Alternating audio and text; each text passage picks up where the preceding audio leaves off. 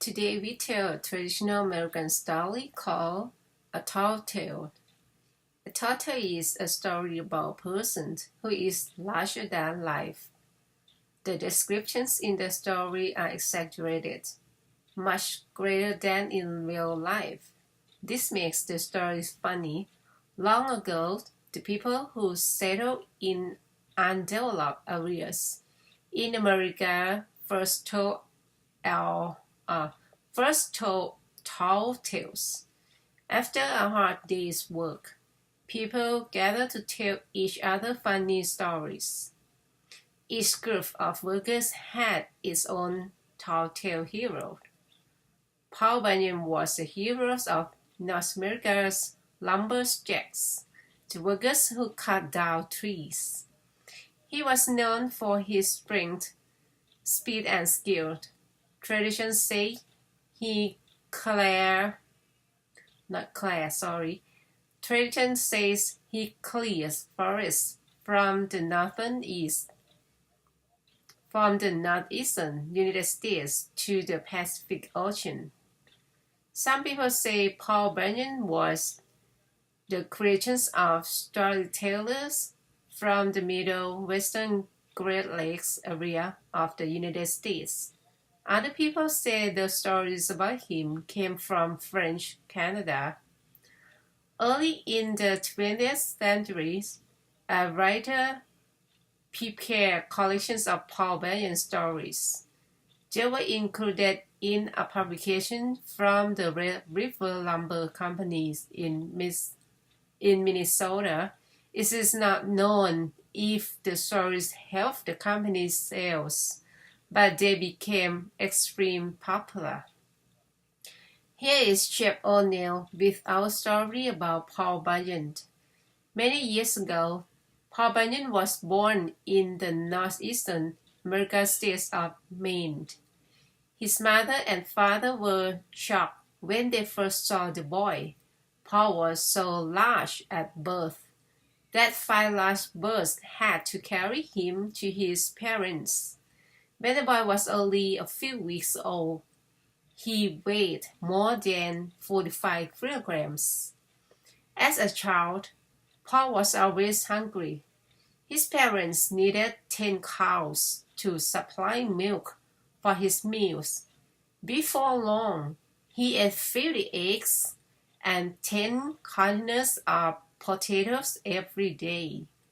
Young Paul grew so big that his parents did not know what to do with him.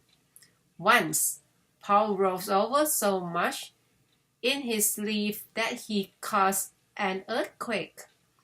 This angered people in the town where his parents lived. So the government told his mother and father they would have to move him somewhere else. Paul's father built a wooden cradle, a traditional bed for a baby. His parents put the cradle in waters along the coast of Maine. However, every time Paul rolls over, huge waves cover all the coastal towns. So his parents brought their son back on land. They took him into the woods. This is where he grew up. As a boy, Paul helped his father cut down trees. Paul had the strength of many men. He also was extremely fast. He could turn off a light and then jump into his bed before the room got dark. Maine is very cold for much of the year. One day, it started to snow. The snow covered Paul's home and a nearby forest. However, the snow was very unusual. It was blue. The blue snow kept falling until the forest was covered. Paul put on his snowshoes and went out to see the unusual sight. As he walked, Paul discovered an animal stuck in the snow. It was a baby ox. Paul decided to take the ox home with him. He put the animal near the fireplace. After the ox got warmer, his hair remained blue. Paul decided to keep the blue ox and named him Babe. Babe grew very quickly. One night, Paul left him in a small building with the other animals. The next morning, the barn was gone, and so was Babe. Paul searched everywhere for the animal. He found Babe calmly eating grass in a valley, with the barn still on top of his back. Babe followed Paul and grew larger every day. Every time Paul looked, Babe seemed to grow taller. In those days, much of North America was filled with thick, green forest. Paul Bunyan could clear large wooded areas with a single stroke of his large sharp axe. Paul taught Babe to help with his work. Babe was very useful. For example, Paul had trouble removing trees along a road that was not straight. He decided to tie one end of the road to what remained of a tree in the ground. Paul tied the other end to Babe. Babe dug his feet in the ground and pulled with all his strength until the road became straight. In time, Paul and Babe, the blue ox, left Maine and moved west to look for work in other forests. Along the way, Paul dug out Great Lakes to provide drinking water for Babe. They settled in a camp near the Onion River in the state of Minnesota. Paul's camp was the largest in the county. Paul's camp was the largest in the country. The camp was so large that a man had to have 1 week's supply of food when walking from outside of the camp to the other. Paul decided to get other lumberjacks to help with the work. His work crew became known as the 7 X-Men. Each man was more than 2 meters tall and weighed more than 160 kilograms. All of the X-Men were named Elmer. That way, they all came running whenever Paul called them. The man who cooked for the group was named Sourdough Sam. He made everything except coffee.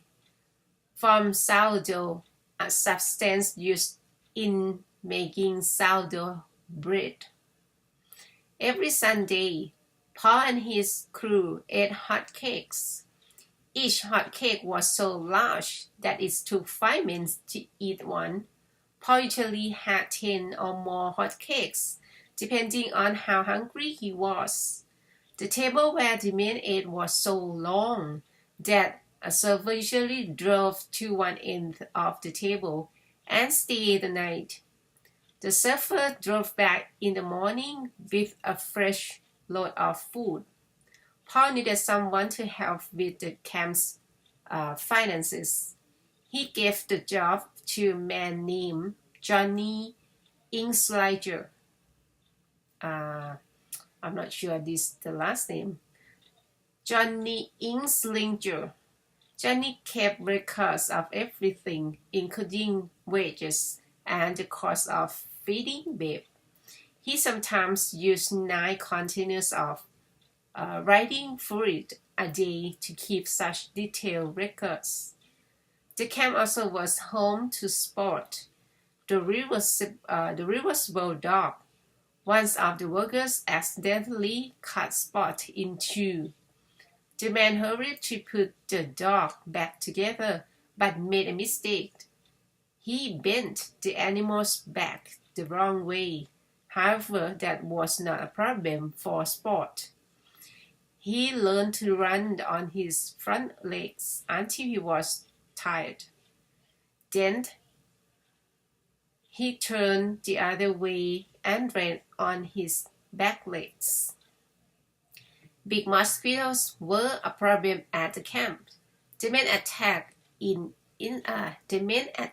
the insects with their axes. Okay, I'll read this again. The men attacked the insects with their axes and long sticks. Before long, the men put berries around their living space. Then, Paul ordered them to get big bees to destroy the mosquitoes. But the bees married the mosquito. It's just funny. The bee marries with the mosquito. And the problem got worse. They began to produce young insects. One day, the insects' love of speed caused them to attack a ship that was bringing sugar to the camp. At last, the mosquito and bees were defeated. They had so much sugar they could not move.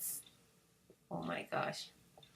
Paul always gave Bev, the brood ox, a 35-kilogram piece of sugar when he was good, but sometimes Bev liked to play tricks.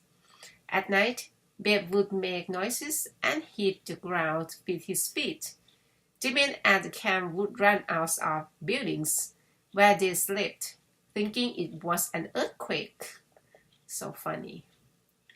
When winter came, Bev had trouble finding enough food to eat. Snow covered everything. Only the blacksmith solved the problem. He made huge green sunglasses for Bev. When Bev wore the sunglasses, he thought the snow was grass. Before long, Bev was strong and healthy again. One year, Paul's camp was especially cold. Especially. Okay, I read this again. One year, Paul's camp was especially cold. It was so cold that the men left their facial hairs grow really long. When the men spoke, there was frost in the air. Everything they said remained frozen all winter long and did not melt until spring. Paul Bunyan and Bev left their mark on many areas. Some people say they were responsible for creating Puget Sound in the western states of Washington. Others say Paul Bunyan and Bev cleared the trees from the states of North Dakota and South Dakota. They prepared this area for farming. Bev, the blue ox, died in South Dakota. One story says he ate too many hot cakes. Paul buried his old friends there. Today, the burial place is known as the Black Hills. Whatever happened to Paul Bunyan, there are lots of stories. Some people say he was last seen in Alaska or even the Arctic Circle. Another tradition says he still returns to Minnesota every summer. It says Paul moved in and out of the woods. So few people even know that he is there. You have just heard the story of Paul Bunyan. It was adapted by Josh Grove. Your narrator was Chip O'Neill. Now it's your turn. Tell us in the comment sections about tall tale from your culture. Does the hero of the story have unusual size or strength?